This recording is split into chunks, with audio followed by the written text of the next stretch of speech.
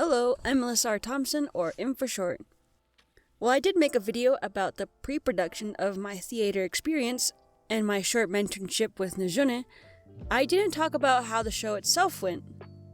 Now, before the show, our theater teacher wanted all backstage production to have a chance to participate in the show as background characters.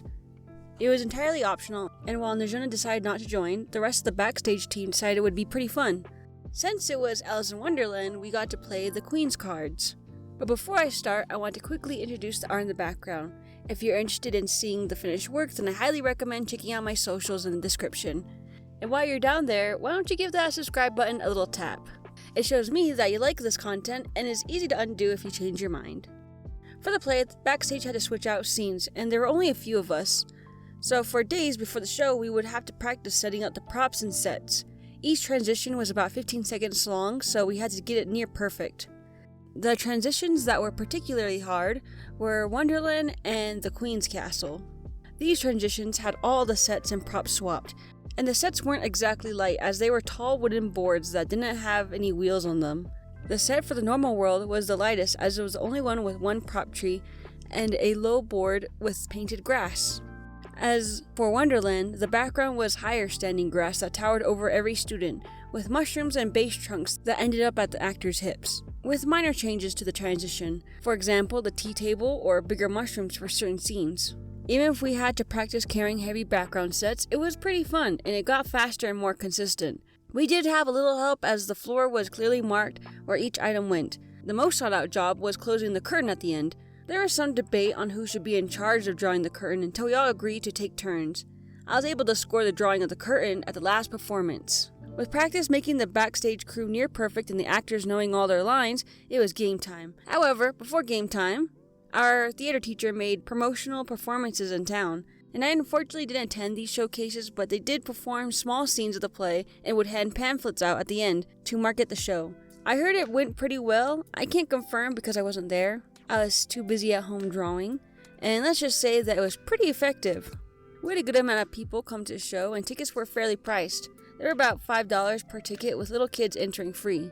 After all the marketing from the street performances to putting it into the local newspaper, we were finally ready. First performance. The first performance was pretty good. The actors were on point, and us background crew were mostly on top of everything. We did have a slip up and we forgot the smoke machine for the caterpillar scene. It was small, but it wasn't too bad, and while it looked smooth on the outside, all of us backstage crew were hectically running around. We were nervous, hoping to get everything right. In the end, we did a good job, but boy were we second-guessing ourselves. Almost every time the lights went on, people were asking what went out and what stayed. As mentioned in my previous video, most of the backstage crew were new, so it was normal for us to be a little nervous.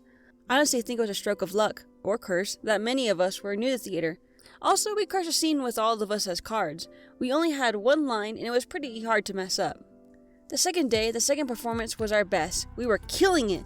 We were confident, we were on point. The first scene, smooth. Mad Hatter, smooth. The Cheshire Cat scene, smooth. The Caterpillar scene, amazing. Am I listing all these scenes in order? Probably not. But the backstage crew was happy at how good we were doing. The backstage crew who decided to be the card guards decided to improv the scene a bit, which involved just randomly running into each other while chasing after Alice. I was the one who got to bow to the Queen in that scene, and then promptly kicked away. With this amazing performance, the teacher only gave us a couple notes of things we should do differently, and then it was off to the third and final performance. Arguably, the most important day, as most of the theater kids agreed to invite our families to watch on the last day. My family also agreed to see my performance on the final day as well, and with all our practice, all our awesome performances the day before, we were ready, and we were prepared. Or we should have been. Our third day was unfortunately the worst, and it was a shame because it was a day our family attended. The first hiccup was when we were setting up for the performance, we noticed some props were missing. Small items the actors would hold, such as the pastries and a couple of cups that weren't glued to the table for the Mad Hatter scene. We were close to opening, so we quickly decided that we would cut those parts from the play, which wasn't entirely too bad. The Mad Hatter just didn't have any tea, along with other characters in that scene, and the Queen wouldn't scream for her pastries and demand the guard's head be cut for eating one. That was totally fine! would probably throw the actors off their game a little, considering, like I mentioned before, most of us were completely new to this, but it was totally manageable. During the show, the actors were extra nervous because our families were watching and had missed whole lines of dialogue from their script. Backstage wasn't any better. We were barely able to put our sets out in time. There were parts where someone was putting down items, but the light got them. An example was when we forgot to put down the fog machine and mushrooms for the caterpillar scene. But right when the crew member went down to set down the props, the light came back on, and for the whole scene they had to hide behind the actor and the mushroom to avoid being seen. I mean, all things considered, it was funnier than show ruining, as the background crew messed around and tried to make them laugh while they were hiding. So were we trying to make a bad situation worse? I argue no. We were just trying to make the time go faster for them as they waited. As the scene closed and the lights turned off, they quickly took the props off stage and back into the safety of backstage. Then the finale. I forgot to say this, but the final scene is the biggest background with literal big wooden blocks making the castle scene. We had everyone on deck to place and stack the set. Again, we weren't able to place it in time, and this resulted in a wonky looking set that didn't line up perfectly. We had to quickly leave it and get ready. It was now the part where all the card actors got back onto the stage to be the Queen's Guards. As Alice came out and said her lines, it was time for us to shine, and to be honest, we were rougher with our improv, as some felt a little more confident to goof off stage. No one got hurt, but there were a couple loud thumps as people actually fell over. I didn't get kicked by the Queen this time, as the whole point of me approaching her was to give her her pastries, which were stolen, so that was a no-go. And that was unfortunate, as it gave me like one extra line compared to everybody else. When the final curtain drawed, it was in my hands and another student, and it was a pleasure. I honestly wanted to see how fast I could close it. As the actors went on for encore, the backstage was a little bummed that we messed up so many times, especially in front of our families, but the show was done and everybody agreed to hit up the nearest Denny's to celebrate. And yeehaw America, Denny's is pretty subpar, but for a bunch of high school students, it was a great celebration meal. The group met up after we cleaned up a little bit. We were all exhausted as it wasn't the best performance, but I was confident that it wasn't as bad as we thought. Of course we would know how we messed up, but our audience wouldn't. So when we sat down, most of the backstage crew and a few actors, Cheshire and the Queen, if you haven't already watched my first video, I referred to the actors to the parts they played, sat in a corner booth. We were having a great time until this other girl came to join and sat down. I assumed she was a theater's teacher's kid, but then she complains about how bad backstage crew was. I'm sorry, but after the show, we knew it wasn't the best, but I wanted to keep the mood up, and I told the crew that the audience probably didn't even notice. Of course, I wasn't the only one keeping moods up, as my new buddy, a guy I'll call James, who also tried to joke and say at least it was mostly family there, and what right did she have to judge? But then she had the gall to say that the play would have been better if she was there. Turns out she was a stage director. I have never seen this girl in my life. I honestly didn't even know she was in theater. It was at this point I had to ask the rest of the stage crew if they knew that in hushed whispers.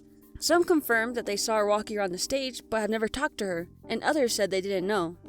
I was so confused, but despite that surprising revelation, the rest of the night went pretty well as we just tuned out our stage director. The food arrived, and I got the good old American meal of burgers and fries. However, when I was going to slather my fries in ketchup, nothing came out. I figured that the server gave us an empty container, so while we waited, another girl picked up the bottle and pretended to squirt the bottle at other people, and while she did that, I looked at the bottle again, and it seemed to have a little bit stuck on the bottom. I asked for a bat, and I, being an idiot, decided to look straight into the opening of the bottle, tilting it up to the ceiling to have the light shine through, and then the girl immediately squeezed the bottle. My entire face was covered in ketchup. The whole table erupted in laughter as the girl who squeezed the bottle got a couple of napkins and tried to wipe my face. I was too shocked to speak, but I also laughed along. It was my stroke of luck that I was the only one who got ketchup in the face, as I was the only one who confidently declared the bottle clear. My clothes were stained, but it was all good, as after our meal, we would just go straight home. It was fun to hang out with the theater crew, and even if I instantly hated our so-called stage director, it was very fun. I liked getting along with our stage crew and cheering on our actor friends. I liked the label of being Najuna's apprentice. Now that I'm an adult, I have a hard time connecting to a big group like that. This group was like every stereotype of theater kids, and I loved that I was surrounded by goofballs and dorks. Most of us were new, but we all had fun in working as a team. The only acceptable group project I actually liked working on. I didn't end up staying for the next year because I changed schools, but I'm glad I tried it out. And thanks for watching this video. I had a lot of people who enjoyed my Kung Fu Panda rewrite, and I'm very glad it got people talking in the comments.